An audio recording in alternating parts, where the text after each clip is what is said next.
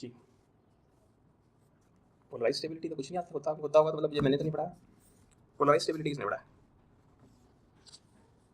Anion की polarisability. अच्छा, polarisability है मैडम, पोलराइज स्टेबिलिटी नहीं है। देखो स्पेलिंग तक मैं तो गलत नहीं लिख दी। पोलराइजेबिलिटी, एस के बाद टी नहीं है।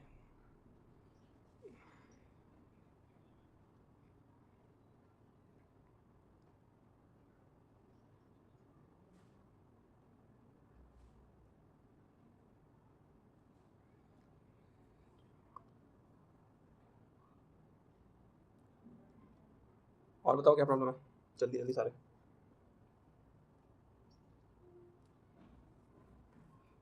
अभी रेजोनेंस पढ़ेंगे इसी चैप्टर में, तब समझ आ जाएगा। और बताइए,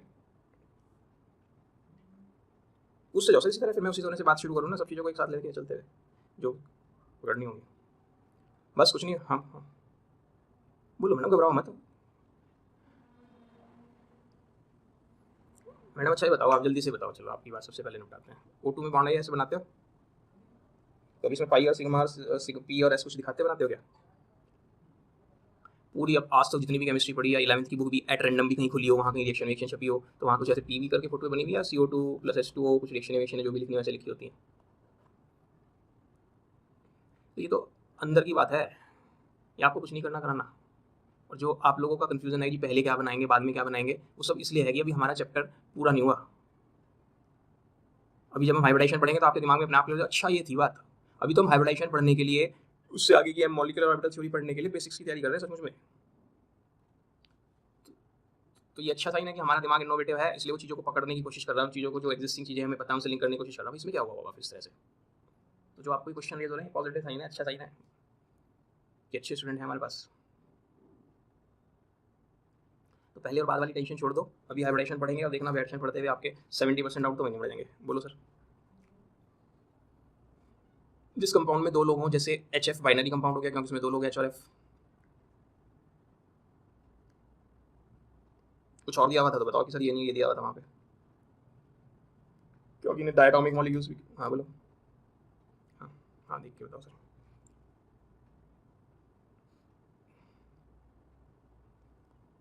वो भी हो सकता है जैसे Fe3O4 को भी कहा हो सकता है, इसमें FeO प्लस Fe2O3 दो लोग होते हैं। बहुत सारी टर्म्स हैं।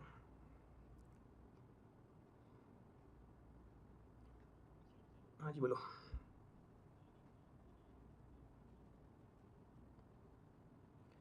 देखो सर जल्दी जल्दी आप देख लो सर, जो लोग जो बुक देख के पूछ रहे थे बाइनरी, पूछ के बता दो, इन बिटवीन मेरे बोलते हुए बीच में बता देना। ये कोई कैटायन है स्फेरिकल, ये कोई एनायन है स्फेरिकल। एनायन का इलेक्ट्रॉन क्लाउड बहुत बड़ा होता है। बोलो। कैटायन उसके इलेक्ट्रॉन क्लाउड को अपनी तरफ खींच लेता है, खींच गया तेरे को? खींच गया तो क्या कहें भैया, एनायन क्या हुआ तुम्हारे साथ कि जी मेरा इलेक्ट्रॉन क्लाउड उधर को भागा जा रहा है? बस एनायन के इलेक्ट्रॉन क्लाउड का पॉजिटिव चार्ज की तरफ भागना क्या कहलाता है? एनायन की पोलराइजेबिलिटी। वो पोलराइज हो रहा है ना, इंग्लिश भी तो लगाओ साथ में, फिजिक्स भी लगाओ, सारी चीज़ें लगाया करो। पोलराइज कर रहा है ना वो, पोलराइज, पोलर अपोजिट पोल्स, तो उसे अपनी तरफ खींच के पोलराइज कर रहा है। और कैटायन उसे पोलराइज कर रहा है, कैटायन से अपनी तरफ खींच रहा है, तो कैटायन की क्या है? सिंह पार। वो जितना ज़्यादा उसे अपनी तरफ को खींच लेगा उसकी पोलराइजिंग पावर उतनी ज़्यादा होगी। तो एनायन से पूछो तेरा इलेक्ट्रॉन उड़ा उधर को क्यों भाग जा रहा है, कि वो कैटायन से बात करने जा रहा है, ट्रीटी करने जा रहा है, समझौता करने जा रहा है। बातचीत, ट्रीटी, समझौता यानी शेयरिंग की कुछ बात है क्या? हाँ शेयरिंग के बारे में कुछ सोच रहा है, कोवेलेंट बॉन्ड के बारे में कुछ सोच रहा है। अरे फिर ऐसा हो गया तो आयनिक बॉन्ड में कोवेलेंट कैरेक्टर आ जाएगा। तो हाँ फायांस यही तो बता रहा है कि आयनिक बॉन्ड में कुछ कोवेलेंट कैरेक्टर आ सकता है, और कितना ज़्यादा आयनिक बॉन्ड में कोवेलेंट कैरेक्टर आएगा उसके लिए उसने अपना रूल दे दिया। क्या रूल दे दिया? कि कैटायन का साइज जितना छोटा होगा और एनायन का साइज जितना बड़ा होगा, कैटायन के लिए एनायन के क्लाउड को अपनी तरफ डिस्टॉर्ट करना, अपनी तरफ पोलराइज करना ईजी पड़ेगा। कॉमन सेंस लगाओ, क्योंकि एनायन का जब क्लाउड बड़ा होगा तो वो उसके न्यूक्लियस से दूर को जा रहे होंगे, तो उसके क्लाउड को कैटायन के लिए खींचना आसान हो जाएगा नहीं? और कैटायन जितना छोटा होता है उस पर पॉजिटिव चार्ज इंटेंसिटी उतनी ज़्यादा होती है नहीं? और जब उस पर पॉजिटिव चार्ज इंटेंसिटी ज़्यादा है तो वो पोलराइज ज़्यादा करेगा, तो कोवेलेंट कैरेक्टर ज़्यादा आ जाएगा। इसलिए हमने बोला साइज ऑफ कैटायन छोटे से छोटा होना चाहिए और साइज ऑफ एनायन बड़े से बड़ा होना चाहिए। जितना छोटा होगा और ये जितना बड़ा होगा, उस आयनिक बॉन्ड में उतना ही ज़्यादा कोवेलेंट कैरेक्टर आ गया होगा। बोलिए, मैडम भी कह रही थी पोलराइजेशन, पोलराइजेबिलिटी समझ आ गया उन्हें? अब समय ज्ञान जी कह रहे जी मुझे फाइनेंस रूल पूरा ही समझ में नहीं आ रहा। तो यही बात दोबारा से हो गई कि इस कंपाउंड में कैटायन चारों में सेम है, इन कंपाउंड्स में तो फर्क किसका है? एनायन के साइज का। किसका एनायन सबसे बड़ा है इन चारों में? आई का क्लाउड बड़ा है तो लिथियम प्लस की तरफ ज़्यादा पोलराइज हो जाएगा, उसमें ज़्यादा कोवेलेंट कैरेक्टर आ जाएगा। इसलिए हमने बोला लिथियम आयोडाइड में सबसे ज़्यादा कोवेलेंट कैरेक्टर है, इससे उसमें कम है, इसमें से कम है, इसमें सबसे कम है।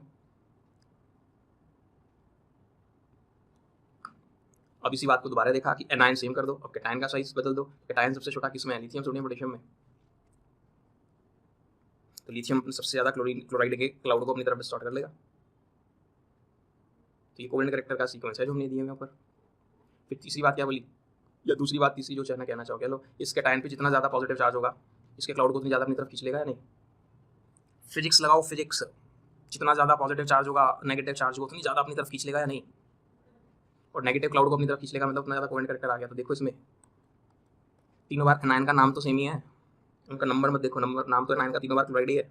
इस एन पे प्लस है, इस एन पे 2 प्लस है, इस एन पे एल पे 3 प्लस है। कौन सी एल नेगेटिव के इलेक्ट्रॉन क्लाउड को अपनी तरफ ज़्यादा खींचेगा?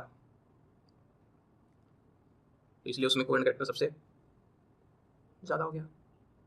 कुल मिला के खेल जो रह गया एनायन के क्लाउड का रह गया। एनायन का क्लाउड जितना ज़्यादा कैटायन की तरफ चला जाएगा उतना ज़्यादा कोवेलेंट कैरेक्टर आ जाएगा। फिर लास्ट क्या बात बताई कि जिन कैटायंस में नोबल गैस कॉन्फिगरेशन होता है, यानी वैलेंस शेल में 8 इलेक्ट्रॉन्स होते हैं, और जिन कैटायंस में 18 इलेक्ट्रॉन्स वैलेंस शेल में होते हैं, उन वालों को उन्होंने नाम ने क्या दे दिया? Pseudo noble gas configuration. तो सूडो नोबल गैस कॉन्फिगरेशन वाले मेटल आयंस की पोलराइजिंग पावर ज़्यादा होती है, यानी Cl नेगेटिव के इलेक्ट्रॉन क्लाउड को Cu प्लस अपनी तरफ ज़्यादा खींचेगा as compare to Na plus. क्यों? क्या कुछ नहीं, एक ऑब्जर्व फैक्ट है कि जिनमें 18 इलेक्ट्रॉन्स थे उनकी पोलराइजिंग पावर ज़्यादा देखने को मिली, यानी इनमें कोवेलेंट कैरेक्टर ज़्यादा होगा। CuCl में ज़्यादा कोवेलेंट कैरेक्टर, NaCl तो वैसे भी बचपन से सुनते आ रहे हैं स्ट्रॉन्ग आयनिक कंपाउंड के एग्जांपल पे। देखो NaCl इसका एग्जांपल दिया करते थे, आयनिक कंपाउंड का एग्जांपल सबसे पहले दिमाग में NaCl ही स्ट्राइक करता है हमारे। अगर मैं कहूँ एक पावरफुल कंट्री का नाम लो तो सबसे पहले दिमाग में क्या नाम आए? 2-3 किसी के दिमाग में वो नहीं आया, भूटान। तो बस, तो फिर अगर मैंने कहा एक आयनिक कंपाउंड का नाम लो तो NaCl सबसे पहले दिमाग में आया। क्यों? क्योंकि वो पावरफुल है, मतलब वो बहुत स्ट्रॉन्ग है, उसमें स्ट्रॉन्ग आयनिक कैरेक्टर, स्ट्रॉन्ग आयनिक बॉन्ड। तो दुनिया किसकी पूजा करती है? स्ट्रॉन्ग की। मैं बोलूँ एक एसिड का नाम लो तो आप क्या नाम लोगे एसिड का? जल्दी बोलो। या तो HCl बोलोगे, HNO3 बोलोगे, H2SO4 बोलोगे, कोई आप में से है जो? मैं कहूँगा एक एसिड का नाम लो, आप बोलो जी कार्बोनिक एसिड H2CO3। क्या वो एसिड नहीं है? लेकिन कोई नहीं इसका नाम ले रहा बेचारे का, गरीब आदमी का। चलें,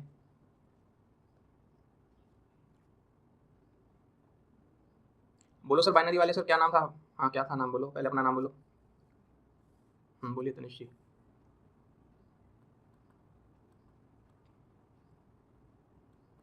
कोई नहीं, आप आगे।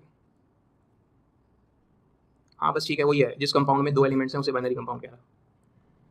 ठीक है सर, जिस कंपाउंड में 2 एलिमेंट्स हैं नॉल उसे बाइनरी कंपाउंड कह रहा है। तो मैंने एग्जांपल दिया जैसे HCl H2O, HCl HFCO carbon monoxide, सब में 2 एलिमेंट्स हैं, बाइनरी कंपाउंड हो गए, 2 एटम वाले सब, नहीं 2 एलिमेंट्स वाले।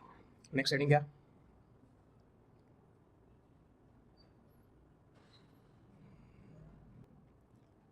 अब हाइब्रिडाइजेशन के नाम पे मैं कहानियाँ हिंदी में शुरू किया करता हूँ ये कहते हुए, वीड यानी गेहूँ, तो वीट की एक नस्ल आती है, एक ब्रीड आती है, ऐसी मैं बोल रहा हूँ, उसका नाम मान लो S32, और वीट की एक नस्ल आती है मान लो W75, ये तो सचमुच में आती है। अब S32 नाम की जो ब्रीड नस्ल वीट की गेहूँ की आती है उसकी ईल्ड बहुत ज़्यादा है, मतलब 1 बीघे पे, मेरी कहानियों पर डाटा पे रिलायबिलिटी पे विश्वास मत करना, उसकी रेशियो पे विश्वास करना बस, क्योंकि मुझे खेती वेती नहीं पता कितनी आती है, कभी आप में से कोई खेत वाला सर इतनी नहीं आती है। मान लो 1 बीघे पर 500 किलो गेहूँ उतरता है, ये वाला कितने पर? 1 बीघा वर्ड तो सुना होगा, हाँ कुछ होता है। और W75 की यील्ड कम आती है, वो 1 बीघे पे सिर्फ उतरता है 100 किलो। बोलो किसान हिंदुस्तान का कौन सा क्या होगा है?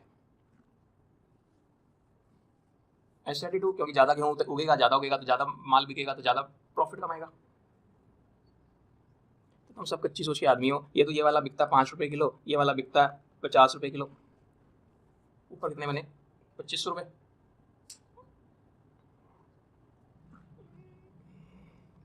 रुपये किलो बिकता है, कितने रुपये आए जेब में? 5000 की, कितने आए जेब में? 2500, भी लेट चला गया। सर वो नेटवर्क इशू होता है, कभी बीच में थोड़ा बहुत नेटवर्क डाउन हो जाए सेकंड के लिए भी तो एकदम लैग आ जाता है।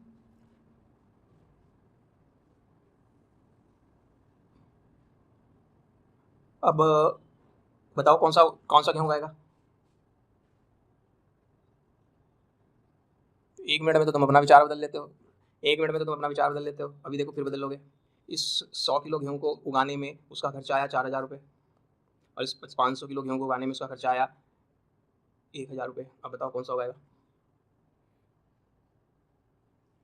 तो तुम कच्चे खिलाड़ी हो नहीं, तुम सारे एक सेकंड में अपनी राय बदलते जा रहे हैं।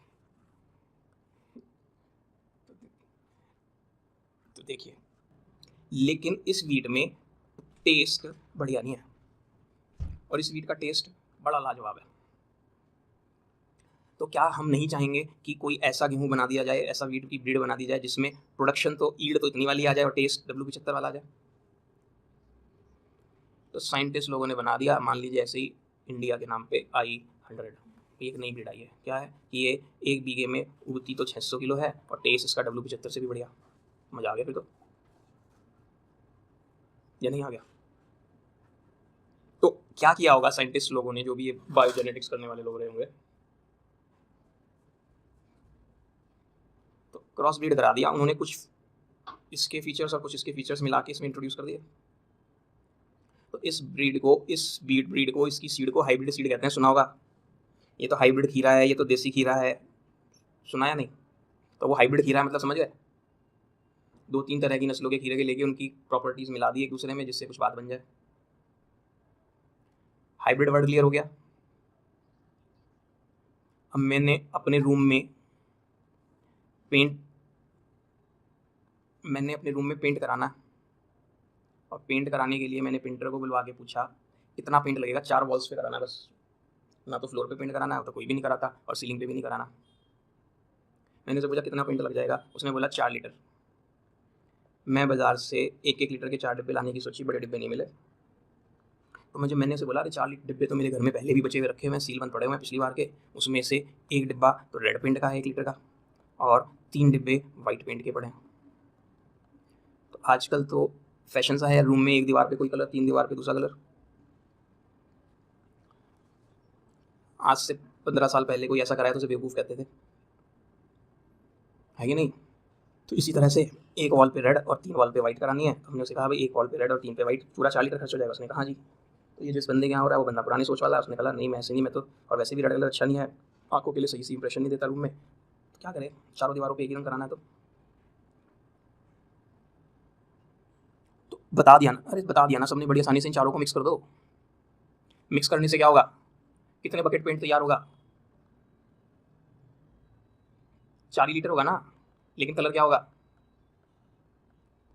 Pink pink pink pink. तो इन चारों का सब कुछ सेम है ना, सब कुछ सेम है ना, सब कुछ सेम है ना, सब कुछ के नाम पे फिलहाल तो कलर ही सेम है। इसका नाम है हाइब्रिडाइजेशन, इसका नाम है हाइब्रिडाइजेशन। आ गया? आपने केमिस्ट्री तो पढ़ा ही नहीं। टाइम लैग अभी भी आ रहा है।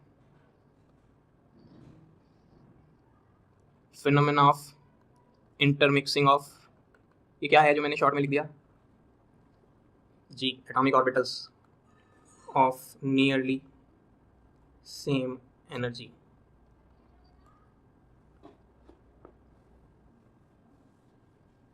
लॉग आउट करके दोबारा आ जाओ सर, नहीं दिख रही तो आपको आपका नेटवर्क भी क्या हुआ था। Phenomena of intermixing of atomic orbitals of nearly same energy to form new type of orbitals called hybridized orbitals। Verma ji शांत कर लो इसे अपने माइक को। to form new type of orbitals called hybridized orbitals which are identical in all respects, that is shape, size, energy, etc. and number, no is number, what is number of HOs मतलब formed is equal to number of AOs that undergo intermixing. समझ गए क्या?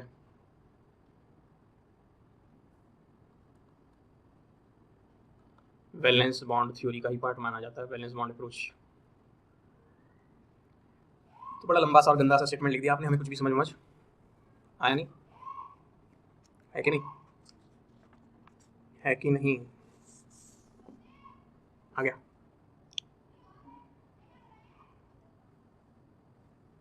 सचमुच में क्या है, अभी एक रिसेंट कुछ आया था रिसर्च पेपर वगैरह, उसमें कहते हैं हाइब्रिडाइजेशन वाइब्रेशन का फंडा जो है ना प्योर कोरा इमेजिनेशन है, सचमुच में ऐसा कुछ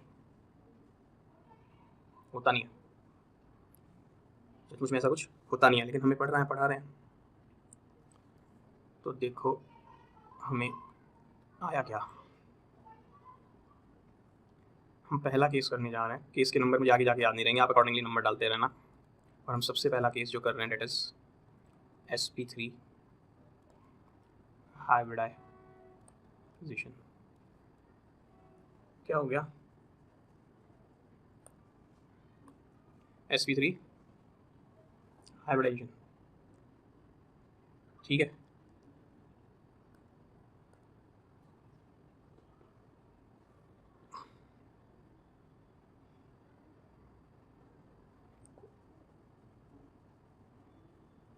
बादल तो नहीं है बाहर, प्रॉपर होना चाहिए आज तो।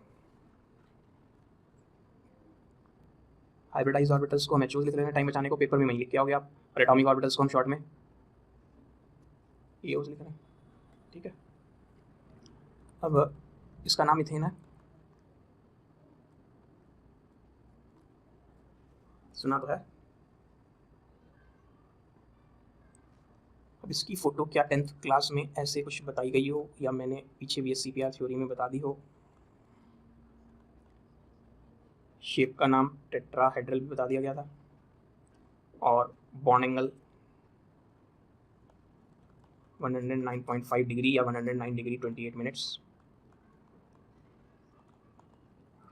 अब ये जो 4 बॉन्ड्स हैं, ये सारे बॉन्ड सेम हैं या इनकी बॉन्ड लेंथ अलग अलग है?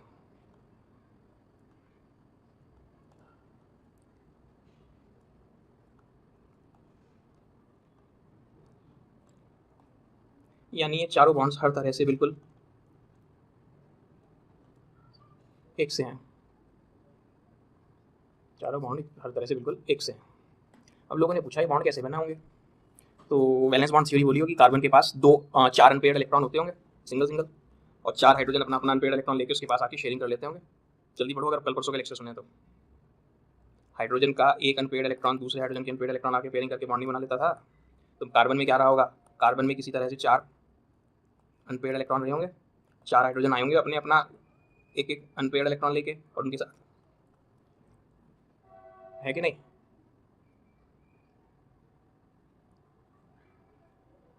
बना लिया होगा तो क्या करें।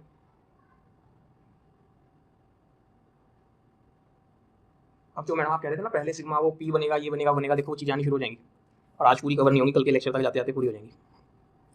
तो ऐसा कहा जाता है वेंट हॉफ एंड लीवेल, ये 2 बंदे थे जिन्होंने इंडिपेंडेंटली मतलब एक साथ मिलकर काम नहीं कर रहे थे, अलग अलग जगह कहीं काम कर रहे थे, ऐसा शायद कहते हैं। और दोनों ने इसका बाई चांस सेम एक्सप्लेनेशन दिया। कार्बन की टेट्रावैलेंसी इन्होंने दी थी, किन्होंने? टेट्रावैलेंसी तो समझते हो ना कि कार्बन हमेशा 4 बॉन्ड बनाता है। तो कैसे दी थी इन्होंने, क्या ख्वाब देखे थे, तो इस बात को आप एनर्जी मानो, यानी ऊपर जाने से एनर्जी बढ़ रही है, तो 1s से 2s की एनर्जी ज़्यादा होती है, 2s से 2p की ज़्यादा होती है क्या? अगर आपने वो एनर्जी लेवल डायग्राम पढ़ रखा है तो जिसने नहीं पढ़ा वो बोल दो सर मैं समझाऊँ दोबारा से, कोई टेंशन नहीं। जो स्टूडेंट ये वाला कॉन्फ़िगरेशन नहीं जानते, अगर बैच में कोई हो तो बोलो, फिर मैं अलग से 15-20 मिनट का अरेंजमेंट करता हूँ जिससे आ जाए। वैसे तो मैंने 1-2 बार क्लास लेके बता दिया था, सबको आता है अब ये वाला कॉन्फ़िगरेशन।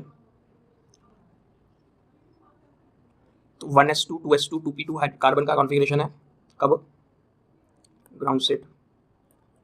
ग्राउंड स्टेट मतलब जिसे जहाँ होना चाहिए वो वहीं हो तो कहते हैं ग्राउंड स्टेट में, और जो अपनी औकात से बाहर चला गया हो तो उसे कहते हैं एक्साइटेड स्टेट में। अब इसमें कितने अनपेयर्ड इलेक्ट्रॉन्स हैं कार्बन में? अरे दिख नहीं रहे, 1 2। तो जब कार्बन में 2 अनपेयर्ड इलेक्ट्रॉन्स हैं तो कार्बन को कितने बॉन्ड बनाने चाहिए थे? 2, क्योंकि कोवेलेंट बॉन्ड तो अनपेयर्ड इलेक्ट्रॉन्स ही बनाते हैं। अब वेंटॉफ और लीबेल ने क्या कहा, तो देखो ये ना हर बात के मायने हैं, ये आपकी कॉपी की लाइन है स्ट्रेट, ठीक।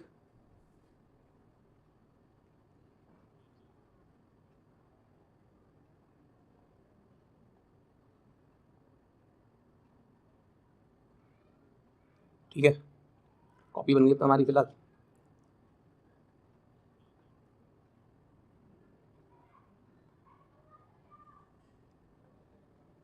अब आप एग्जैक्टली अपनी कॉपी पे बिल्कुल सही बना लेना। मैंने आपकी कॉपी वाला सीन क्रिएट कर दिया। ये जाग जाओ महाराज, आपका 1s ऑर्बिटल जिसमें 2 इलेक्ट्रॉन होते हैं कार्बन में, ये आपका इसके ठीक ऊपर 2s ऑर्बिटल, और ये आपका इसके ऊपर कौन 2p ऑर्बिटल जिसमें 2 इलेक्ट्रॉन होते हैं। तो ग्राउंड स्टेट में जो कार्बन है उसमें 2 ही अनपेयर्ड इलेक्ट्रॉन्स हैं, और क्योंकि उसमें 2 ही अनपेयर्ड इलेक्ट्रॉन्स हैं इसलिए वो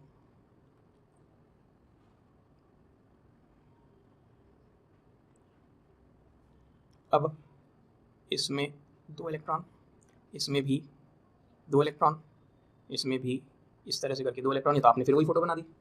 तो वेंटॉफ और लीबेल का नाम अमर क्यों हो गया? उन्होंने बोला कार्बन को जब भी कभी बॉन्ड बनाने होते हैं वो हमेशा एक्साइटेड स्टेट में आ जाता है।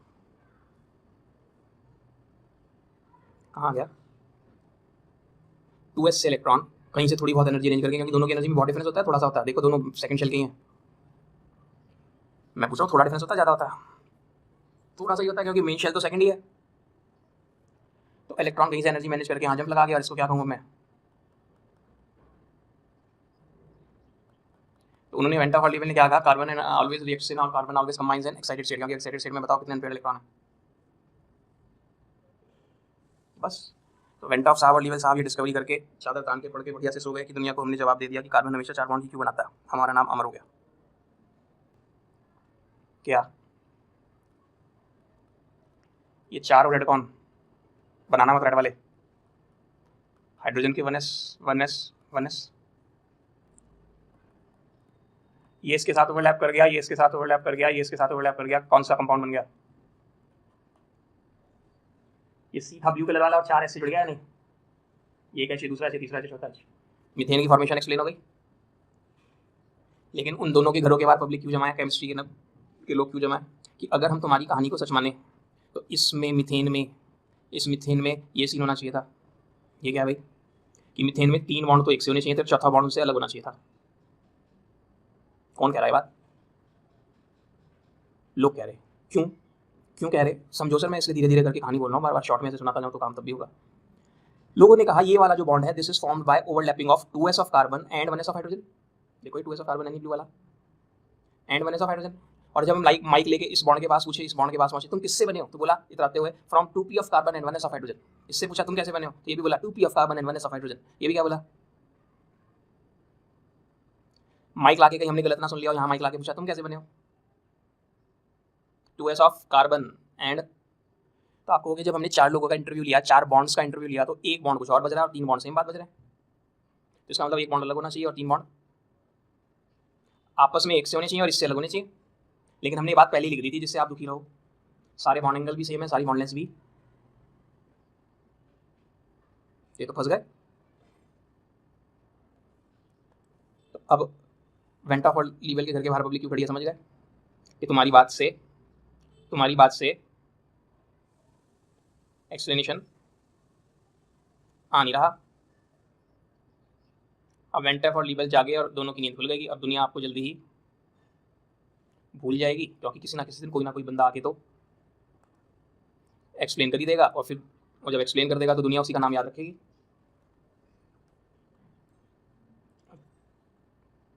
दोनों फिर काम में जुड़ गए, कोई हल निकालो। तो बचपन में कुंभ के मेले में बिगड़े हुए भाई थे, बिछड़े हुए। एक को झापड़ लगता था तो दूसरे को अपने आप लग जाता था। मतलब एक के दिमाग में जो आइडिया स्ट्राइक करता था वो दूसरे को अपने आप में स्ट्राइक कर जाता था। क्या स्ट्राइक करा आप दोनों को? दोनों ने कहा कि मिक्सर ग्राइंडर मंगवाओ। क्या करोगे भाई तुम केमिस्ट्री वाले हो के मिक्सर ग्राइंडर का? उस मिक्सर ग्राइंडर में एक तो 2s डालो, ज़्यादा 2s स्फेरिकल था, डबल था, बस था तो स्फेरिकल ही। और मिक्सर ग्राइंडर में ये तीनों डाल दो। ये तीनों कौन है?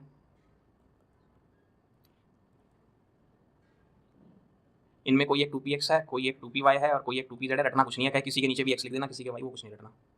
और मिक्सर ग्राइंडर में डाल के चला दो, मिक्सर ग्राइंडर चला दो बढ़िया से 2-4-6 दिन के लिए। तो ये तो एक पीले रंग का अरहर की दाल का दाना, देखिए अरहर की दाल जिसे तुअर की दाल भी बोलते हैं कुछ लोगों के यहाँ। और ये 3 वाइट कलर के चावल के दाने, बड़े वाला चावल का दाना, एक मिक्सर ग्राइंडर में डाल के चला दिया। तो मिक्सर ग्राइंडर में जब डाल के चला दिया, जब भी खोला मिक्सर ग्राइंडर से बाहर निकाला तो अंदर से क्या निकलेगा? चावल या दाल या आटा? अरे मेरी हिंदी सुन लो, चावल या दाल या आटा? आटा। वाइट कलर का या येलो कलर का? ये वाइट थे, येलो थे, लाइट येलो कलर का। एग्री कर रहे हो ना सब बातें?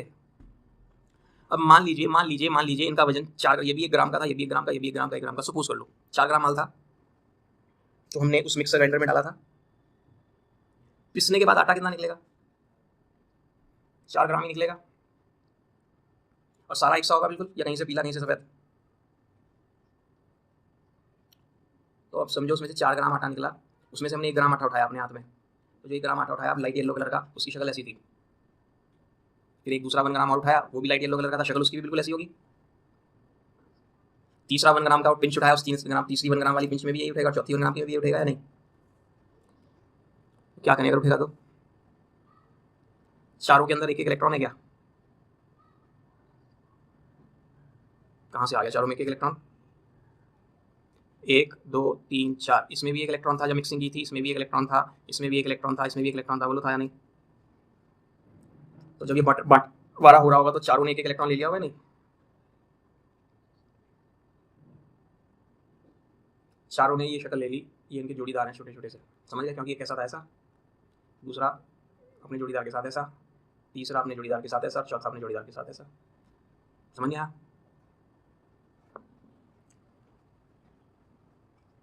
जहाँ कहीं 3D आ जाएगी वहाँ तो बुद्धि टप हो जानी है। फूल पत्तियाँ हैं सर, पेटल्स। हाँ कहता हूँ पेटल्स हैं, ये पेटल है बड़ा सा, ये पेटल है छोटा सा।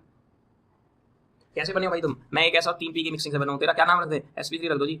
एक ऐसा है s की पावर 1 और p3 है तो p की पावर 3, नाम क्या रख दिया? sp3। तेरा क्या नाम? sp3 हाइब्रिडाइज ऑर्बिटल्स, क्योंकि मैं इन चारों की मिक्सिंग से बना हूँ। ये लोब ऐसा, लोब सी तो है जिसमें इलेक्ट्रॉन मिलते हैं, तो ये लोब ऐसे किस्म का मिला, एक साइड खूब फूला और एक साइड पतला था। नहीं आ रहा समझ में? वो वाला हनुमान जी का सोटा बनाने के लिए जो हमने बैलून लिया था ना, जिसमें आप रबड़ डाल देते थे, तो ये पी बन जाता था। तो क्या किया मैंने, यहाँ वाली रबड़ को थोड़ा खींचा, इस रबड़ को लूज किया और यहाँ की हवा पिचका पिचका के सारी इधर ट्रांसफर कर दी। इधर का खूब मोटा हो गया, इधर वाला बल्ब, इधर वाला लोब पतला सा रह गया, ये रबड़ है। पूछा तेरा क्या नाम है? कि जब मेरा नाम sp3 हाइब्रिडाइज ऑर्बिटल से पूछा तेरा क्या नाम था? कि मैं तो p ऑर्बिटल था, आप जानते ही हो पुराना। तो s और p ऑर्बिटल्स के मिलने से एक नई डिजाइन का ऑर्बिटल मिला sp3। ऐसे ऐसे कितने बने? 4 मिक्स किए थे या नहीं? तो जितने एटॉमिक ऑर्बिटल्स मिक्स करते हैं उतने हाइब्रिडाइज ऑर्बिटल्स बनते हैं। तो ऐसे ऐसे 4 बने, चारों में एक एक इलेक्ट्रॉन है, और जब चारों में एक एक इलेक्ट्रॉन है तो चारों एक दूसरे को रिपेल करेंगे या नहीं करेंगे? और जब रिपेल करेंगे तो मैक्सिमम पार्ट रहने की कोशिश करेंगे। अब याद करो 4 चीजें मैक्सिमम पार्ट कब रहती थी?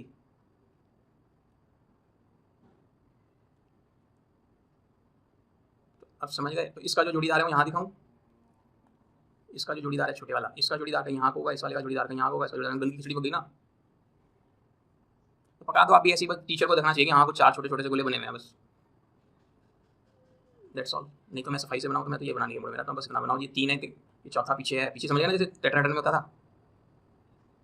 इन दोनों में कितना एंगल है? ये इसके सेंटर से लाइन गुजर रही है, इसके सेंटर से लाइन गुजर रही है, कितना एंगल है? और ये के बीच में से लाइन गुजर रही है, इसके बीच में से लाइन गुजर रही है, ये एंगल कितना? ये कितना? ये बड़ा है छोटा है नहीं? बड़ा है छोटा? नहीं, ये भी 109 डिग्री 28 मिनट्स है और ये भी 109 डिग्री 28 मिनट्स है। अब तो समझ आता होगा, इतनी सारी बार वीडियो दिखा दिया पीछे टेट्राहेड्रन का वेबसाइट पे। इसमें भी एक इलेक्ट्रॉन है, इसमें भी एक इलेक्ट्रॉन है, इसमें भी एक इलेक्ट्रॉन है, इसमें भी एक इलेक्ट्रॉन है। शेप का नाम और एंगल कितना?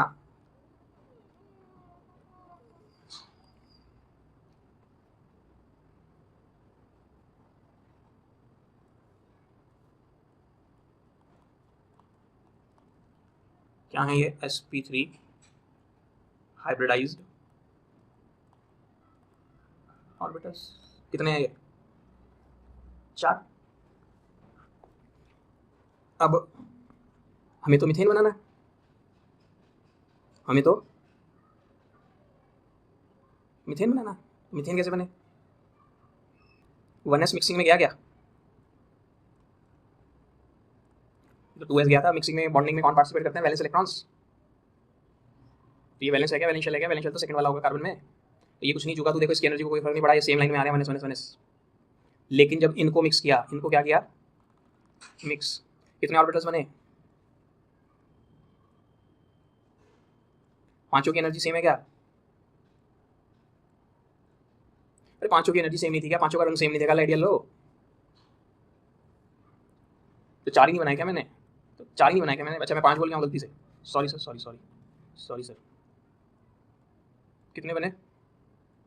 4, क्योंकि 4 मिक्स किए थे। चारों की एनर्जी सेम है। चारों का क्या नाम है? sp3 sp3 sp3। चारों ने अपना नामकरण भी कर लिया। चारों में कितने कितने इलेक्ट्रॉन है? और ध्यान दो ये 4 जो है इनकी आपस में तो एनर्जी सेम है, लेकिन 2s से ज़्यादा है क्या इनकी एनर्जी? देखो जल्दी से, 2s से ऊपर है और 2p से नीचे। तो ये इंपॉर्टेंस थी, इसलिए मैंने पेज पे लाइनें डाली आपके लिए, समझे? क्यों? कम एनर्जी में ज़्यादा एनर्जी वाली चीज़ बनाओगे तो बीच की एनर्जी की चीज़ बनेगी नहीं। येलो में वाइट मिला दिया तो लाइट येलो बनेगा नहीं। अगर एक 10 जूल वाली चीज़ है और 3 जूल 20 वाली है, 20 20 20 20, तो जब एवरेज आएगा तो वो कितना आएगा? 10 और 20 के बीच का आएगा या नहीं? बोलो सर। तो जितनी एनर्जी इसकी है और जितनी एनर्जी इनकी है, इनकी एनर्जी उनके बीच की कुछ होगी, लेकिन आपस में सबकी बिल्कुल एनर्जी भी सेम और शेप भी सेम। अब ये साहब कौन आ रहे हैं देखना। भाई तुम कौन हो? बोला मैं हूँ, मैं हूँ, मैं हूँ और मैं हूँ। कौन? 1s 1s 1s 1s of hydrogen. कितने कितने इलेक्ट्रॉन के साथ? एक एक इलेक्ट्रॉन के साथ। हाँ या नहीं? क्या कह रही मैडम? ये क्या है? मैं से अज्यूम कर लिया इसकी एनर्जी तो 10 जूल है, इसकी भी 20, इसकी भी 20, इसकी भी 20 है। चारों को आपने मिक्स कर दिया, तो मिक्स करने पे जो एवरेज आएगा वो 10 और 20 के बीच का आएगा नहीं आएगा? 70/4 क्या आएगा? कह दूँ अप्रॉक्सीमेटली। तो अब इन चारों की एनर्जी इन दोनों के बीच ही है ना, ये चीज़ समझाने की कोशिश कर रहा था। मैडम अब तो हाँ ना कुछ बोलो। अच्छा सर, यस बोलते हुए शर्मा जाते हो एकदम से। नहीं आया तो बोल दो सर, अभी भी नहीं आया, कोई इशू नहीं है, मैं दोबारा समझाऊँ, रिस्पॉन्स तो दो।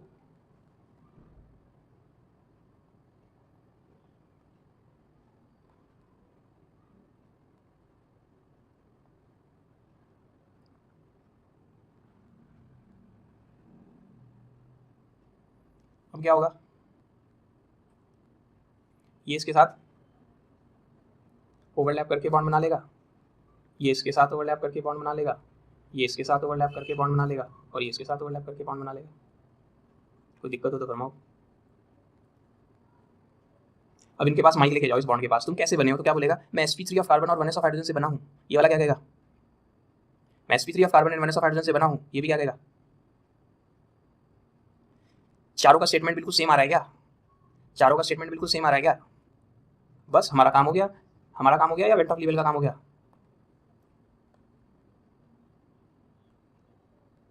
उन्होंने फिर से सॉल्यूशन दे दिया कि एक्साइटेड स्टेट तो बनती है, उसके बाद क्या होती है? तो मैंने टाइम बचाने के लिए हाइब्रिडाइज स्टेट में ये दिखा दिया आपके 1s। इनको अगर मैं यहाँ से रब कर दूँ चारों को तो वो क्या है? इन चारों 1s ऑफ हाइड्रोजन को रब कर दूँ तो वो क्या है? Hybridise state of carbon. समझ गए? ये चारों हटा दूँ तो क्या रह गया? हाइड्रोजन का 1s रह गया और हाइड्रोजन के 4 sp3 ऑर्बिटल्स रह गए, तो क्या है? Hybridise state of carbon. अब यहाँ पे भी एक इलेक्ट्रॉन है, यहाँ भी एक इलेक्ट्रॉन है, यहाँ भी एक इलेक्ट्रॉन है, यहाँ भी एक इलेक्ट्रॉन है। इसका जोड़ीदार छोटे वाला, इसका जोड़ीदार इसके अपोजिट, इसका जोड़ीदार इसके अपोजिट, इसका जोड़ीदार इसके अपोजिट। आया क्या? ये कौन सा? क्या हो गया भाई तेरे को? सुस्ता। ये कौन है? 1s of hydrogen. ये कौन है? 1s of hydrogen. ये कौन है? 1s of hydrogen. और ये भी कौन है?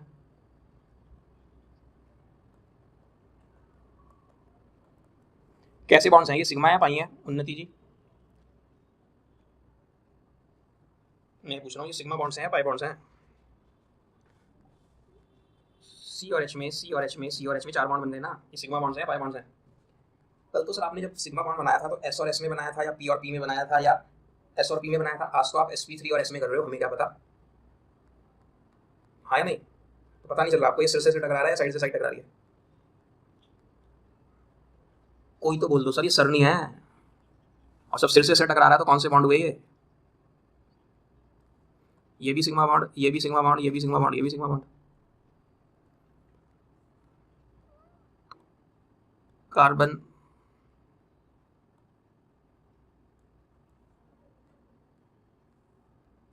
4 सिग्मा बॉन्ड्स हैं क्या? तो जो कार्बन ने 4 सिग्मा बॉन्ड्स बनाए होते हैं वो sp3 हाइब्रिडाइज्ड होता है। याद रहेगा भाई। sp3 की पार्ट्स का सम क्या है? 1 और 3 4 नहीं है क्या पार्ट्स का सम? तो पार्ट का सम 4 है तो 4 बॉन्ड बनेंगे। चारों कैसे? अब इन चार में एक s है, ONE 1 s है और 3 p है। तो sp3 हाइब्रिडाइज ऑर्बिटल में 25% s के गुना होंगे या नहीं? 25% पीलापन आया होगा ना, अरहर की दाल का पीलापन 25%, और 75% चावल की सफ़ेदी मीन्स। तो ये जो बना था हाइब्रिडाइज ऑर्बिटल sp3 नाम से, इसकी शेप ऐसे जैसी या p जैसी? इधर से देखूँ तो ऐसे जैसी, और इधर के जैसे देखूँ तो किसी के जैसी भी नहीं। इसी तरह से देखूँ तो p जैसी, इधर देखूँ तो कैसी भी नहीं। तो क्यों हो गया तू ऐसा कि जी s में मेरे में s मिक्स कर दिया, इसलिए मेरी शक्ल ऐसी अजीब सी हो गई। अब हर सिंगल बॉन्ड सिग्मा ही होता है। कैसे समझ आएगा अभी? ये कौन है? अब इथेन में 10th क्लास में टीचर ने ये फोटो बनवाई थी क्या? तो मैंने अभी सिखाया हर सिंगल बॉन्ड सिग्मा ही होता है। तो इसका मतलब ये sigma sigma sigma sigma sigma sigma sigma होते हैं। क्यों होते हैं वो समझ आ जाएगा कल तक, हर हाथ में आ जाएगा। नहीं आया तो कल के लेक्चर के बाद अरे सॉन्ड निकाल देना, मेरे सर नहीं पता चला क्यों होते हैं। ठीक है? क्या नो सर, मैंने इतना तो बोला, थोड़ी कल के लेक्चर तक याद रख लो। हर सिंगल बॉन्ड सिग्मा बॉन्ड होता है। इस कार्बन ने कितने सिग्मा बॉन्ड बना रखे हैं? गिनने नहीं आता क्या तुम्हें? 1 बॉन्ड 2 बॉन्ड 3 बॉन्ड 4 बॉन्ड। इस कार्बन ने कितने सिग्मा बॉन्ड बना रखे हैं? इसने भी 4। और जब कार्बन 4 सिग्मा बॉन्ड बनाए तो वो कौन सी हाइब्रिडाइज होती है? कैसे पता आपको? तो कह तो रहा हूँ, थोड़ी सी कल तक के लेक्चर में थोड़ा कंप्रोमाइज़ कर लो। चार हर सिंगल बॉन्ड सिग्मा बॉन्ड होता है। क्यों होता है कल तक समझ आ जाएगा। और अगर किसी कार्बन ने 4 सिग्मा बॉन्ड बनाए तो उसकी हाइब्रिडाइजेशन हर हाल में sp3 होती है। तो इसने 4 सिग्मा बॉन्ड बनाए तो ये भी sp3 होगा, इसने कार्बन बनाया तो ये भी sp3 होगा। sp3 होगा तो 4 लोग होंगे क्या ऐसे एक दूसरे से इतने एंगल पर? और ये भी जब sp3 हाइब्रिडाइज है तो इसके भी 4 लोग होंगे ऐसे इतने एंगल पर। तो अब ये वाला जो फोटो है ना, ये वाला जो फोटो है, इस फोटो को ऐसे घुमा दो इधर की साइड थोड़ा सा। क्या कह रहे हो आप? हमें नहीं पता चल रहा। हम बिल्कुल बुद्धू हैं। आप जितने भी बुद्धू हो, मैं उससे मैनी टाइम्स ज़्यादा बुद्धू हूँ। समझ गया? उसको मैंने लुका दिया नीचे साइड में क्लॉकवाइज।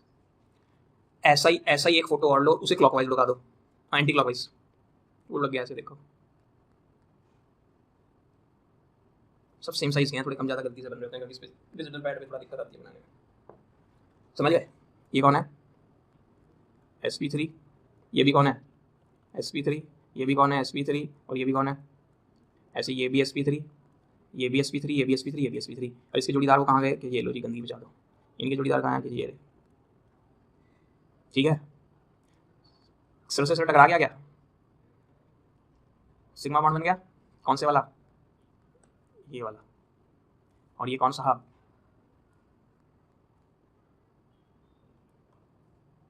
ये कौन साहब? ये कौन साहब? अनन्या मोहन जी, माइक बंद करने की मेहरबानी कर लो। तुम्हें क्यों शर्म आती है माइक बंद करने में अपना?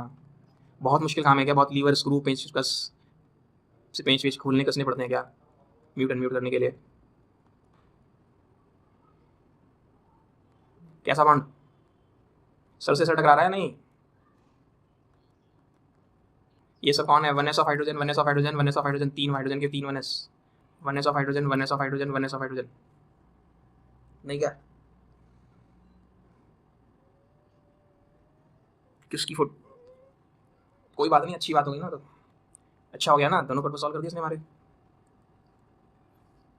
कॉपी हो गया। बस मैं हेडिंग बना के छोड़ रहा हूँ और खूब बढ़िया से बार रीडिंग लगा के आना जो आज आपने लिखा।